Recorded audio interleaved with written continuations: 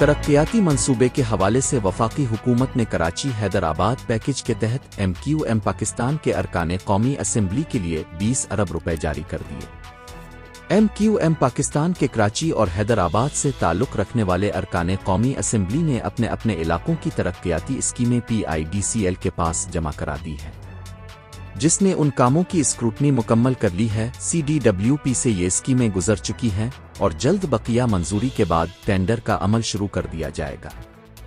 इस फंड में कराची के लिए 15 अरब और हैदराबाद के लिए 5 अरब रुपए मुख्तस किए गए हैं। इस फंड से फ्लाईओवर, सीवरेज और पानी के साथ सड़कों की तामीर और मुरम्मत और अवामी दिलचस्पी के दीगर मंसूबे मुकम्मल किए जाएंगे।